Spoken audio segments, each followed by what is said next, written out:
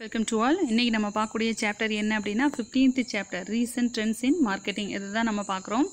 இதில் இ காமர்ஸ்னால் என்ன அப்படின்னா கூட்ஸ் அண்ட் சர்வீசஸ், இதை வாங்குறதும் விற்கிறதும், அதாவது பர்ச்சேஸ் பண்ணுறது வாங்குறதும் விற்கிறதும் ஆன்லைன் மூலமாக நடந்தால் அதை தான் நம்ம என்ன சொல்கிறோம் அப்படின்னா இ காமர்ஸ் அப்படின்னு சொல்கிறோம். சரியா? சிம்பிளாக சொல்லணும்னா இதான், வாங்குறதும் விற்கிறதும் ஆன்லைன் மூலமாக நடந்தால் மின் வலைதளத்தின் மூலம் அது மாதிரி நடந்துச்சுன்னா அதை நம்ம என்ன சொல்கிறோம் இ காமர்ஸ் அப்படின்னு நம்ம சொல்கிறோம். இதுக்கு எப்படி சொல்லலாம் அப்படின்னா ஆன்லைன் பேங்கிங் ஆன்லைன் ஷாப்பிங் பண்ணுறது, நம்ம பஸ் டிக்கெட் ட்ரெயின் டிக்கெட் எல்லாம் புக் பண்ணுறோம் இல்லையா, இது எல்லாமே இந்த இ காமர்ஸ் அப்படிங்கிறதுக்குள்ளே வந்துடும். சரியா?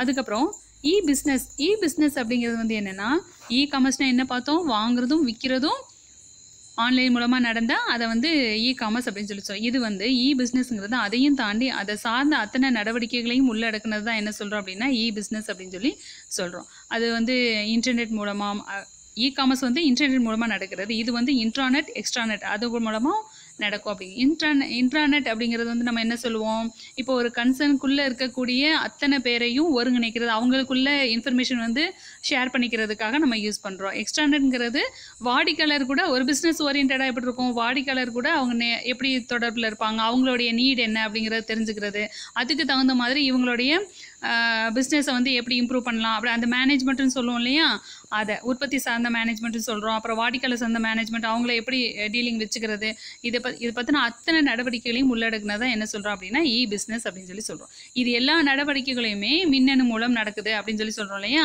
அதனால தான் இது என்ன சொல்கிறோம் இ பிஸ்னஸ் அப்படின்னு சொல்கிறோம். சரியா?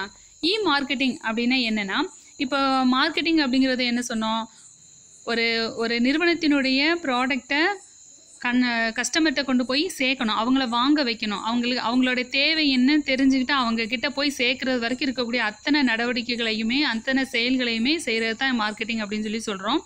இப்போது ஃபேஸ்புக் ட்விட்டர் இது மூலமாக பொருட்கள்லாம் அட்வர்டைஸ்மெண்ட் கொடுத்து போகிறாங்க இல்லையா, அதுதான் என்ன அப்படின்னா இ மார்க்கெட்டிங் அப்படிங்கிறது. அப்போ மெயில் மூலமாக அனுப்புறது, இப்போ நீங்கள் நிறைய எத்தனை சேனல் பார்க்குறீங்க, யூடியூப் சேனல்லாம் நிறைய பார்த்துட்ருக்கோம், இடையிலே அட்வர்டைஸ்மெண்ட் வருது, அவங்கவுங்க ப்ராடக்டை எப்படியெல்லாம் சர்ச் பண்ணலாம், எப்படியெல்லாம் கஸ்டமர்கிட்ட கொண்டு போய் சேர்க்கலாம் அப்படிங்கிற ஒரு என்னென்ன டெக்னிக்ஸ் என்னெல்லாம் யூஸ் பண்ணுறாங்களோ அதை எல்லாத்தையுமே நம்ம என்ன சொல்கிறோம் அப்படின்னா இ மார்க்கெட்டிங் அப்படிங்கிறத சொல்கிறோம். தொழில்நுட்பங்களை யூஸ் பண்ணி என்னெல்லாம் மார்க்கெட்டிங் பண்ணுறாங்க, எப்படியெல்லாம் கஸ்டமர்கிட்ட கொண்டு போய் அவங்களோட ப்ராடக்டை சேல்ஸ் பண்ணுறதுக்கு என்னென்ன ஐடியாலாம் ஃபாலோ பண்ணுறாங்களோ அது எல்லாத்தையுமே நம்ம என்னென்னு சொல்லுவோம் இ மார்க்கெட்டிங் அப்படின்னு சொல்கிறோம். சரியா?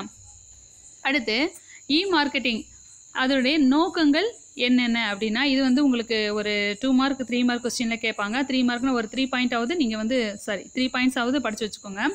ஃபர்ஸ்ட் ஒன், சந்தையின் பங்கை விரிவாக்குதல். அப்படின்னா இப்போது ஒரு ப்ராடக்ட் பற்றி உங்களுக்கு தெரிஞ்சுக்கணும், அந்த பொருளை நீங்கள் வாங்கணும் அப்படின்னா நீங்கள் நெட்டில் ப்ரௌஸ் பண்ணி பார்த்தீங்கனாலே அந்த ப்ராடக்ட் எப்படி இருக்குது, அது எத்தனை வெரைட்டி இருக்குது, அதை எப்படி யூஸ் பண்ணணும் உங்களுக்கு எல்லாமே தெரிஞ்சிடும் அந்த விஷயங்களை. அப்போ சந்தையோட பங்கை என்ன செய்யுது, நம்ம விரிவாக்குது. அது அப்படின்னா என்ன அர்த்தம், ஒரு பொருளை பற்றின அத்தனை விஷயங்களும் தெரிஞ்சுக்கலாம் அப்படிங்கிறது.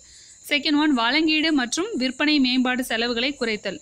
அந்த விற்பனை மேம்பாடுனா அந்த பொருளை பற்றின தகவல்களை ஆன்லைன் மூலமாக தகவல் தெரிவிக்கிறது, எல்லாத்துக்கிட்டையும் போய் அதிகமாக ரீச் ஆகிறதும் அதன் மூலமாக தான். இப்போ அட்வர்டைஸ்மெண்ட் மேக்ஸிமம் அந்த ப்ரொமோஷனல் அப்படின்னு சொல்கிறோம் இல்லையா, அந்த அந்த பொருளை பற்றின அந்த ப்ராடக்ட் பற்றின விஷயங்களை ப்ரொமோட் பண்ணுறதுல இருக்கக்கூடிய எக்ஸ்பென்சஸ் கம்மி அப்படிங்கிறாங்க. சரியா? தேர்ட் ஒன், பொருள் குறித்த அதிக விழிப்புணர்வை ஏற்படுத்துதல். இது உங்களுக்கு இப்போ நம்ம ஃபஸ்ட்டு பார்த்தோம் இல்லையா, அந்த பாயிண்ட்லேயே வந்துடும். இது எப்படின்னா ஒரு பொருளை பற்றின அத்தனை விஷயங்களையும் எல்லாருக்கும் அது தெரிஞ்சிடும். அப்படி தானே? இப்போ ஒரு பொருள் வாங்கணும்னு நினைக்கிறீங்க, அதில் எத்தனை பிராண்ட் இருக்குங்கிறதையும் நீங்கள் பார்க்கலாம். அது ஒவ்வொன்றுக்கும் என்ன வித்தியாசம், ஒரு பிராண்டை எடுத்துக்கிட்டிங்கன்னா அதிலேருந்து எத்தனை வெரைட்டி இருக்குன்னு பார்ப்பீங்க, அதுக்குள்ளே என்ன வித்தியாசம் இருக்குன்னு பார்ப்பீங்க, எது உங்களுக்கு சூட்டபுளாக இருக்குன்னு பார்ப்போம், நம்மளுடைய லெவல் என்ன, எக்கனாமிக் லெவல் எது நம்மளுக்கு சூட் ஆகும் அப்படிங்கிறத பார்ப்போம், எது நம்மளுக்கு தேவைப்படுதுன்னு பார்ப்போம். இது எல்லாமே அப்போ ஒரு பொருள் பற்றின அத்தனை விஷயங்களும் உங்களுக்கு தெரிஞ்சுக்க முடியுது. ஃபோர்த் ஒன், தகவல் தளத்தை பலப்படுத்துது. தகவல் தளம்ங்கிறது இதில் என்னென்னா வாடிக்கையாளர். இப்போது ஃபஸ்ட்டு இப்போ ஆன்லைன் இல்லாத பட்சத்தில் ஒரு பொருளை பற்றி மக்கள்கிட்ட கொண்டு போய் சேர்க்கணும், வாடிக்கையாளர்கிட்ட கொண்டு போய் சேர்க்கணும்னா நிறைய அதுக்கு கொஞ்சம் நாள் எடுக்கும். ஆனால் இப்போது அப்படி கிடையாது. இப்போது ஒரு பொருள் இது மார்க்கெட்டிங் பண்ணணும் அப்படின்னா ஆன்லைனில் கொண்டு வர்றது, அதுக்கு கொண்டு வர்றதுக்கு உள்ளே நுழையிறதுக்கு அந்த டேட்டா பேஸ் சொல்லுவோம் இல்லையா, வாடிக்கையாளருடைய தகவல், அவங்க என்ன விரும்புகிறாங்க, எப்படியெல்லாம் மார்க்கெட்டிங் பண்ணலாம் அப்படிங்கிறத தெரிஞ்சுக்கிறதுக்கு இது ரொம்ப ரொம்ப யூஸ்ஃபுல்லாக இருக்குது, ரொம்ப முக்கியமானதாகவும் இருக்குது அப்படின்னு சொல்லி சொல்கிறாங்க. சரிங்களா? இதுதான் என்னென்னா அப்ஜெக்டிவ்ஸ் ஆஃப் மார்க்கெட்டிங், நோக்கங்கள். 4 பாயிண்ட்ஸ் இருக்குது. இதில் ஏதாவது 3 மட்டும் நீங்கள் என்ன செஞ்சுக்கோங்க, படித்து வச்சுக்கோங்க. சரியா? சரி, இதனுடைய நன்மைகள் என்னென்ன, குறைபாடுகள் என்ன, நன்மைகள் தீமைகள் அப்படின்னு சொல்லி கொடுத்துருக்குறாங்க. நன்மைகள்ங்கிறது வந்து உங்களுக்கு 3 மார்க்கில் வருது, நன்மைகள் தீமைகள் சேர்த்து 5 மார்க்கில் வருது. அதனால் பார்த்துக்கோங்க. 3 மார்க்கில் வந்து 3 பாயிண்ட்ஸ் இருக்குது. ரொம்ப ரொம்ப ஈஸியானதான் பாரு. ஃபஸ்ட் பாயிண்ட்டை பாருங்கள். அனைத்து நேரத்திலும் சந்தை அப்படின்னா என்ன அர்த்தம்? வாரத்தில் 7 நாள் இருக்குது, 24 மணி நேரம் இருக்குன்னா எப்போ வேணாலும் உங்களுக்கு தேவையான பொருட்களை நீங்கள் வந்து ஆர்டர் பண்ணிக்கலாம். அதில் எந்த ஒரு அந்த வசதி வந்து உங்களுக்கு இந்த மார்க்கெட்டிங்கில் இருக்குது. எப்போ வேணுமோ உங்களுக்கு அந்த பொருள் பார்க்குறீங்க, பிடிச்சிருக்குது, ஆன்லைனில் நீங்கள் என்ன செஞ்சுக்கலாம், புக் பண்ணிக்கலாம். அதுதான் என்னென்னா அனைத்து நேரத்திலும் சந்தை அப்படிங்கிறது. செகண்ட் ஒன், நேரடி தொடர்பு அப்படின்னா இப்போது தயாரிப்பாளருக்கும் நுகர்வோருக்கும் இது நேரடி தொடர்பு இருக்கனால இதில் என்ன சொல்கிறாங்கன்னா 2 பாயிண்ட் சொல்லியிருக்காங்க. ஒன்று செலவு குறையுது, இன்னொன்று மலிவான பொருட்கள் சேவைகள் கிடைக்கிறது. அப்படி எப்படி அப்படின்னா இப்போது நம்ம நார்மலாக வந்து பொருள் வாங்கும் பொழுது அதில் மொத்த வியாபாரி சில்லறை வியாபாரி இருப்பாங்க, அவங்களுக்கு ஒரு கமிஷன். இப்போ வந்து ஒரு 10 ரூபா பொருளை வந்து மொத்த வியாபாரி வந்து 10 ரூபா பொருளை வாங்குறாருன்னா அவருக்கு ஏதாவது ஒரு ப்ராஃபிட் இருக்கிற மாதிரி வச்சு தான் நம்மக்கிட்ட விற்பார், அப்படி தானே? அப்போ அவர் 1 ரூபாயை ஜாஸ்தி பண்ணார்னா அது 11 ரூபாய் ஆகும். சில்லறை வியாபாரிகிட்ட வரும்போது அவர் 1 ரூபாய் சேர்த்து வச்சு விற்பார், அப்போ 12 ரூபாய் ஆகும். அப்போ 10 ரூபா பொருள் வந்து நம்ம கைக்கு வரும்போது அது வந்து 12 ரூபா அப்படிங்கிற மாதிரி வரும். இதில் அந்த தயாரிப்பாளருக்கும் நுகர்வோருக்கும் நேரடி தொடர்பு இருக்கிறனால அந்த செலவு குறையுது. அந்த பொருளை நம்ம வாங்குறோம் இல்லையா, அந்த செலவு என்ன ஆகுது, குறையுது.